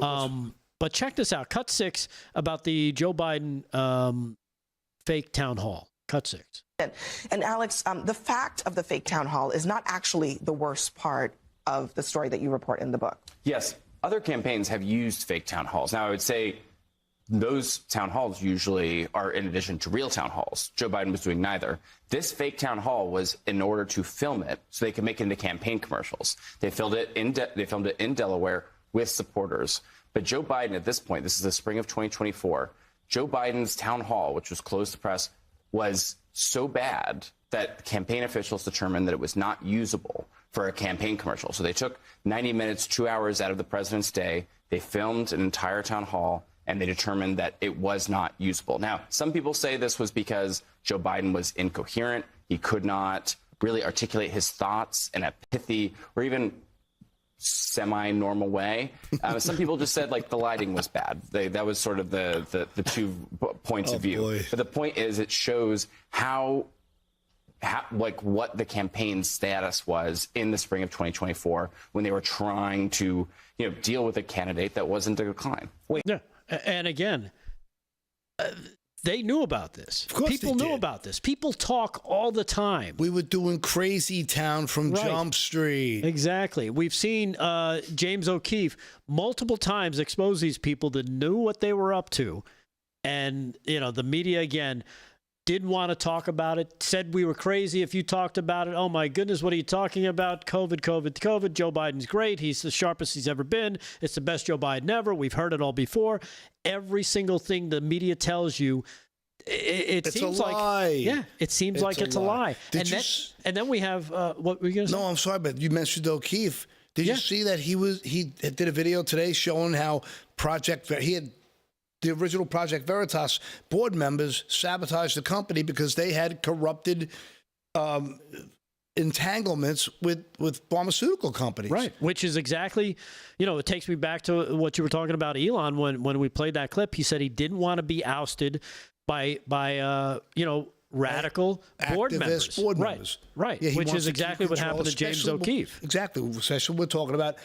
He's talking about 1 billion sentient robots in the future. Right. Guys, AI is coming, and it's coming faster than you realize. By 2030, this whole world's going to look different, in my opinion, and I've been really digging into a lot of these kind of documentaries about it. When I know enough to talk about it, I will, but I just think everyone should start doing their homework on where this is going. Yeah. Do you want to jump into that, or do you want to I would honestly love to. Okay. The next clip in line is, to me, let me get my list. It's cut number 13. Yeah. Has to do with Elon talking about the AI regulations. Yep. When you were here last talking to John Micklethwaite, you had some pretty strong words about the risk that AI poses, and you said that you really felt what the US was missing was a federal AI regulator, that something along the lines of the Food and Drug Administration or the Federal Aviation Administration. Now, you're clearly now in a zone where you're more on the cutting regulation side than wanting new regulators.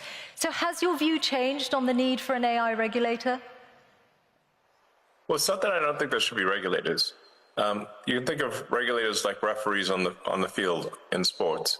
there should be some number of referees, but that you shouldn't have so many referees that you can't kick the ball without hitting one. In most fields in the U.S., the regulatory burden has grown over time to the point where it's like having more referees than players on the field. Exactly. And this is a natural consequence of an extended period of prosperity. It's very important to appreciate this. This has happened throughout history. When you have an extended period of prosperity with no existential war, there's no cleansing function for unnecessary laws and regulations. So what happens is that every year more laws and more regulations are passed because legislators are going to legislate, regulators are going to regulate. And you'll get the steady pile of more and more laws and regulations over time until everything is illegal. And let me give you an example of a truly absurd situation. Under the Biden administration, SpaceX was sued for not hiring asylum seekers in the U.S. Now, the problem is it's actually illegal for SpaceX under ITAR, International Traffic in Arms Regulations, to hire anyone who is not a permanent resident of the United States, because the premise being that they will take advanced rocket technology and return to their home country if they're not a permanent resident. So we're simultaneously in a situation where it is illegal to hire asylum seekers and is also illegal to hire asylum seekers. And the Biden's Department of Justice chose to prosecute us despite both paths being illegal. Damned if you do, damned if you don't. Yeah.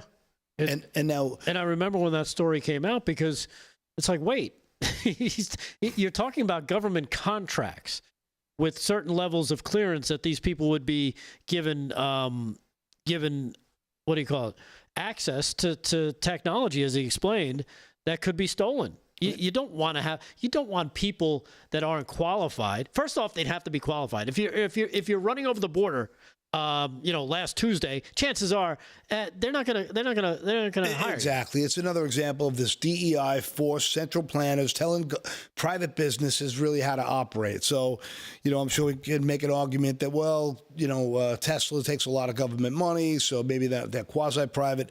I don't want to hear about it. They're not qualified. You're not playing ball. But now they've like he said, so many layers of regulations. You can't do business, and you stop your business from growing, and then you stop people from hiring. The whole thing's a disaster. The government's way too bloated. So I really like that answer. I thought the analogy was tip top. Yeah, definitely. Here's cut number 14.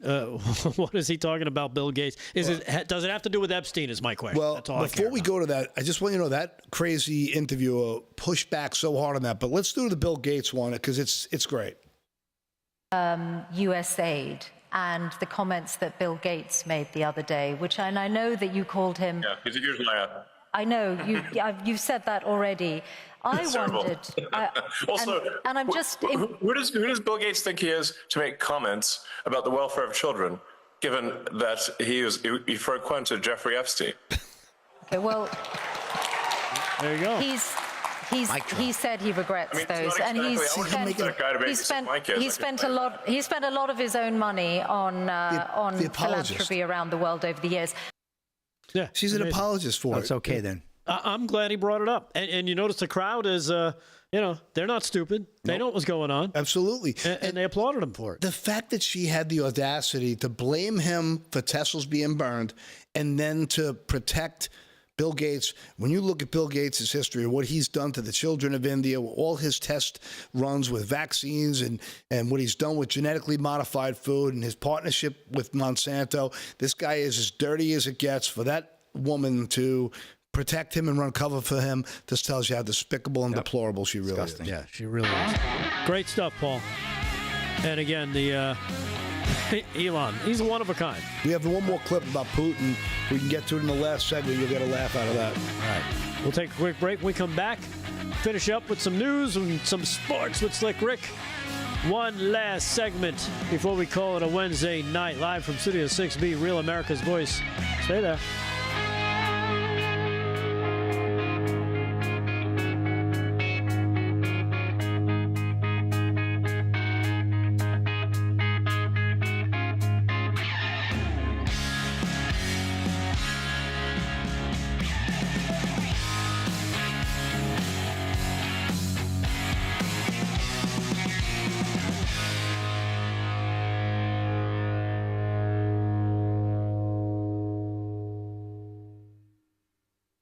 Chat live in the chat. Sorry, I haven't been here. I've been busy. I've been running the show. Yeah, man, it's hard to do both. But the chat over at YouTube's got 357 likes, which is great. We can get it to 400. Come on, 400. Bring it home. We got 5 minutes. Come on. Come on, 400. Come on, Russell, them bull riding. Everybody in the Rumble chat. Rumblers. Thanks, Broke Spoke. Appreciate it. Richard said, Paul's on fire tonight with his news and his clips. Yeah, I don't got Damon giving me stink eye. Oh, Delgado running apologist for Big D, huh? No. I don't listen to Megyn Kelly because of what she did to Trump. She's a flip-flopper. Same Greta Van Susteren. She's a flip-flopper. That coming from Ken B 412. You know what? I heard, and I'm not gonna sit here and say, oh, you should listen to Megyn Kelly. She did have an interesting response. Somebody was asking her about that. You know, one of these. I think it was. I felt the same way. I finally cooled on Megyn Kelly. I was disgusted with her the way she treated Trump. I was mortified by it, but she said she came around because every time he talked about policy, she's like, "That's what I believe." She goes, and eventually she's like, She basically said, "I began to understand what he was doing." Yeah. She because she's like, every time he opened his mouth about policies, I was like, yes, do more of that. And she's gotten braver with her reporting. She's not on the fence anymore. Right. She's gone a lot deeper into the. But that's what I love about Tucker's podcast. Tucker's podcast is at an all-time high. And the one thing I wanted to talk about with the Epstein, killed himself from cash and Bongino. I ended up listening to that whole podcast. And with what? Sean Ryan. A lot was taken out of, like, when you listen to the full segment on Epstein, it's not as simple as what we saw in that little clip. Right. There was way more to it, talking about how it was a way more nuanced conversation. And I got to be honest with you, Tucker just keeps getting better and better, and he is more curious than ever. And the fact that he's touching on subjects, false flag events, and he's talking about like stuff that's on the fringe and bringing in experts, very happy with Tucker's podcast lately. All right, very good. Great. He has been great. Got another Rumble rant. Kicking snow, $1 Rumble rant says best show ever. Oh, well, thank you. Wow, thanks. 400 plus likes already. Thanks, guys.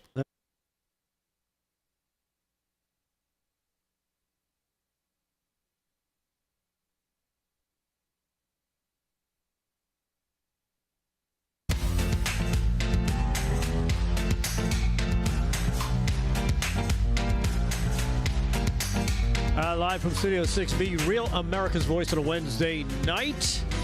Man, the show has flown by tonight. Great stuff from all the boys. Yeah, man. Good stuff all the way around. We're getting a lot of love about the clips and commenting on them. Oh, good. So, guys, keep that going in the chat. Maybe Damon will see it. He doesn't like a lot of clips. Anyhow, you had one more clip with Elon again. He was speaking at the another bomb at the Qatar Economic Forum. Yeah, it's funny, man. Like, it's just he just nails it again. I think it's a great way for us to close out the Elon stuff. But it's worth that 40 minutes. It was worth it just to see what a goofball this what a waste this reporter was, because you tell she's highly intelligent, but she's playing the role of shill. Yeah, she's got an agenda. It's a waste. It's a waste that she's forcing her agenda. Right. She's clearly an intelligent woman. She's well read. Because this could have been a much better, much more in-depth interview. Because you got basically what many people consider the smartest guy in the world sitting right there. Except for AOC. AOC says he's dumb. Right. She says he's dumb, but we know how stupid she is. That's an understatement. So here it is, cut number 15. This is the last one. Which one is this? Is this about... This is about Putin. Okay, so this is cut 15. Dumb, jackass question. Elon on Russia's President Putin, cut 15. How often do you speak to President Putin? That's his face. I don't speak to President Putin. Why would he speak to President You've never spoken to President Putin? I was on a video call with him once about 5 years ago. Okay. That's the only... Why would you think I speak to President Putin? Oh, you must. I get it. Because You I've believe heard the you legacy speak. media. Actually, I've heard you speak about it. For example, in your West Point speech, you said, "Oh, I challenged President Putin to was it an arm wrestle?" And I know the Wall Street Journal has reported your reported conversations. yes. If you're saying Journal they haven't happened other than once, I'll take that as read. Is there a worse publication on the face of the earth than the Wall Street Journal? I wouldn't use that to line up my cage for parrot droppings. That newspaper is the worst newspaper in the world. If there's one newspaper that should be pro-capitalist, it's the one with Wall Street in the name. But it isn't. So I have the very lowest opinion of the Wall Street Journal. Absolute nonsense. And you clearly believe the tripe that you've read in those papers. Tripe. You clearly believe the tripe you have written. Yeah, it's just so amazing. And again, he takes it right to, and he points it out, you're the legacy media. And this is what they're all about. Speaking of legacy media, I want to get these two clips from Tim Dillon in. He was on with CNN, and they're accusing now, Tim Dillon, Joe Rogan, anybody who's got a podcast that's on the right as being the new establishment. This is cut number 7A. Here, check this out as this lightweight reporter tries to paint this picture of, them being the most influential, that they're the new media now. They're the new legacy media. Cut 7A. Check it out. And her communication strategy was pretty weak. I think most people have admitted that. So to hang this defeat all on a few podcasts and to say that they were the problem, I just don't buy the narrative. So I don't think I'm a new establishment. If you weigh, again, a few comedians with podcasts versus all of the people that supported Kamala Harris, Democrat donors, billionaires, big people. If the idea is that me and a few comedians have more power than multi-billionaires, huge media institutions, a whole political party apparatus, I just don't think most people are going to buy that. I think it seems like a great way to excuse running an unpopular candidate on a platform that American people weren't sold on. Yeah. And again, the question was about Kamala Harris and how they influenced the campaign.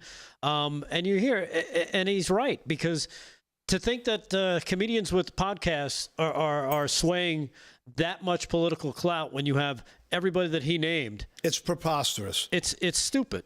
It's ridiculous. And he continues on, and again, she tries to make this point of how powerful the right, these few people with podcasts seem to be these days, to excuse basically the mainstream media sucking at every turn. Here's 7B, more with Tim Dillon. I think even beyond politics, though, even beyond the question of the election, again, I know that the liberal Joe Rogan conversation is so dominant, and I think not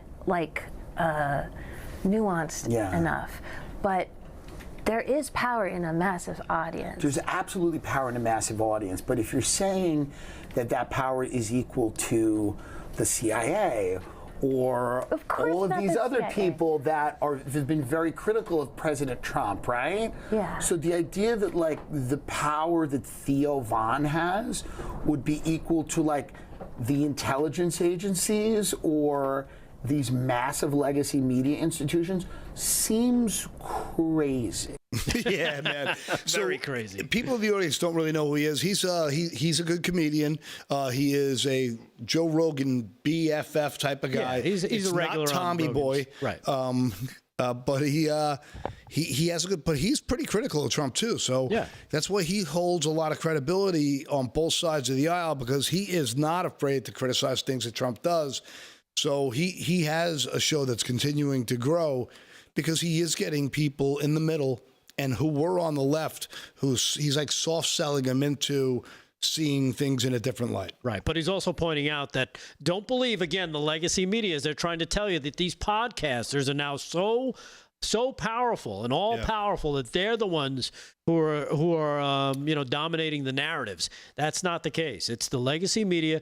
Now they're trying to push it off on somebody else to make it seem like, oh, well, we didn't miss it. You guys missed it too. Like, oh my goodness, how could we? Because you guys are so dominant. They're just looking for another excuse to tell you why they suck. Yeah, it's their built-in excuse, and now they just parrot it. Everybody parrots it, and then everybody starts to believe it, and it's all the middle-aged people who are watching The View. Yeah, exactly. Let's cut it over to our final sports report of the evening. Slick Rick Sports, brought to you by Mike Lindell's MyPillow. Use our code LFS6B. Slick, what do you got? Okay, good one in the Garden right now. Knicks lead the Pacers 85-83, back and forth, 2:41 to go there in the third. This is only game one. Boy, it's going to be a heck of a series, I do believe. Yes, and Evan Bouchard at 7:48 of the second period lights the lamp for Edmonton, who now leads 3-1 with 2:16 to go in the second period. West final game one NHL playoffs. Good stuff there. And I want to get to this story quick. Rockies fan sues team after foul ball hits him in the eye. Blames team for being too bad to watch. Dylan Gwynn of Breitbart. All right, that's kind of funny. A Colorado Rockies fan is suing the team after a foul ball struck him in the eye. Why is he suing? In part because the team is terrible to watch. Timothy Roquel of Parker, Colorado, is suing his favorite team over catastrophic and permanent injuries he sustained while in a Coors Field luxury box during a game between the Colorado Rockies and the New York Yankees on July 16th of 2023. Wow, 2 years ago. Roquel was struck in the face by a foul ball hit by a Rockies player in the bottom of the first inning. In the lawsuit, Roquel claims architectural elements, including the ceiling of the luxury box and the overhang of the stadium's bleacher seats, prevented him from seeing the ball and avoiding it. He further claims it was not physically possible to see the ball from his seat. Specifically, Roquel claims that the Rockies violated the Colorado Baseball Spectator Safety Act of 1993 by neglecting to make a reasonable and prudent effort to design, alter, and maintain the premises in a reasonably safe condition. The lawsuit further states that the Rockies were specifically warned by engineers retained by the Major League Baseball, its insurers, or defendant about the inadequate netting and increased risk, so on and so forth. Defendant's long-standing poor performance on the field has contributed to a game day environment in which spectators, particularly those in luxury suites, are less engaged with the action on the field. This is too funny, son. It's a funny suit. I'll have more on it tomorrow night. We'll follow this. I think it's going to be a crack. That's great. So Colorado Rockies getting rolled by a fan because they suck. That's a wrap. How else do you follow that? You just got to end the show at that point. As always, thank you for watching. We salute our military, active and retired, all our first responders out there, EMTs, firefighters, police, nurses, doctors, the Border Patrol, ICE agents, everybody working the front lines to make sure we stay safe. We appreciate it. And, of course, everybody watching at home, everybody in the chats, the Rumblers, the YouTubers, the Twixers, the Facebookers, all them, the Getters as well. And, of course, Fran and Aaron in the booth, Paul Nolan, Slick Rick. We appreciate it. Thank you so much for watching. We'll see you tomorrow night, Thursday, live from Studio 6B, Real America's Voice. Peace.